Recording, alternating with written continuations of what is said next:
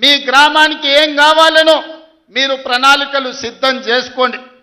ఈ వేదిక మీద నుంచి రాష్ట్రంలో గెలిచిన 12,706 మంది సర్పంచులకు నేను సూచన చేస్తున్నా, ప్రత్యేకంగా స్పెషల్ డెవలప్మెంట్ ఫండ్ చిన్న గ్రామాలకు 5 లక్షలు, పెద్ద గ్రామాలకు 10 లక్షలు యథావిధిగా మీ గ్రామాలకు వచ్చే నిధులు కాకుండా స్పెషల్ డెవలప్మెంట్ ఫండ్ ముఖ్యమంత్రి నిధి నుంచి మేజర్ గ్రామ పంచాయతీలకు 10 లక్షలు, చిన్న గ్రామ పంచాయతీలకు 5 లక్షలు నూతన సంవత్సరంలో మీకు ఇచ్చే బాధ్యత నాది. వేదిక మీద నుంచి తెలియజేస్తున్నా.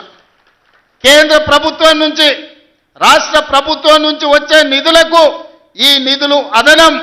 ఇవాళ మీరందరూ గ్రామంలో ఏదో చెప్పి ఉంటారు, ఎన్నికలకు పోయినప్పుడు ప్రభుత్వం నుంచి వచ్చే నిధులు మీకు సరిపోకపోవచ్చు, లేదా మీరు ఏదైనా ప్రత్యేక మాట ఇస్తే ఆ మాట నిలబెట్టుకోవాలంటే మీకు కష్టం అవుతుండొచ్చు. అందుకే సర్పంచుల గౌరవం నిలబెట్టడానికి, గ్రామంలో మీ మర్యాద పెంచడానికి చిన్న గ్రామ సర్పంచులకు 5 లక్షలు, పెద్ద గ్రామ సర్పంచులకు 10 లక్షల రూపాయలు స్పెషల్ డెవలప్మెంట్ ఫండ్ నుంచి ఎమ్మెల్యేలకు సంబంధం లేకుండా, ఎంపీలకు సంబంధం లేకుండా, మంత్రులకు సంబంధం లేకుండా ప్రత్యక్షంగా ముఖ్యమంత్రి నుంచి సర్పంచులకు నిధులు పంపించే బాధ్యత నేను తీసుకుంటా.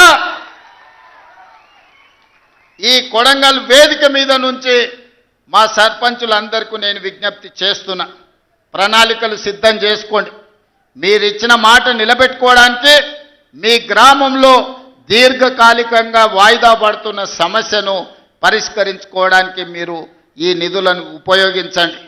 దాంతో మా సర్పంచ్ గారు ఇచ్చిన మాట నిలబెట్టుకున్నారు. ముఖ్యమంత్రి గారి నుంచే డైరెక్ట్గా ప్రత్యక్షంగా నిధులు తెచ్చుకోగలిగిన మా సర్పంచులని మీ గౌరవం నిలబడుతుంది, మీ మర్యాద పెరుగుతుంది. అందుకే ప్రత్యక్షంగా ఈనాడు ఈ గ్రామ సర్పంచులకు నిధులు ఇవ్వాలి అని నిర్ణయం తీసుకున్నా.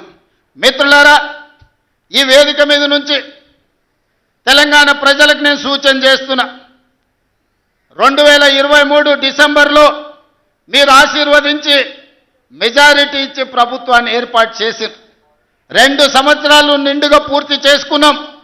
ఆనాటి నుంచి ఈనాటి వరకు గత 10 సంవత్సరాలలో ఆ ప్రభుత్వం ఇవ్వని రేషన్ కార్డులు ప్రతి గ్రామంలో ఇచ్చినాం. ఇవాళ మీ గ్రామంలో ఎవరికైనా రేషన్ కార్డులు రాకపోతే గ్రామ సర్పంచులందరికీ విజ్ఞప్తి చేస్తున్నా, ఇల్లు తిరగండి, పేర్లు రాసుకోండి, ప్రతి ఇంటికి రేషన్ కార్డు ఇచ్చే బాధ్యత రాష్ట్ర ప్రభుత్వం తీసుకుంటుంది. దాంతో మీకు గ్రామాల మీద పట్టు పెరుగుతుంది.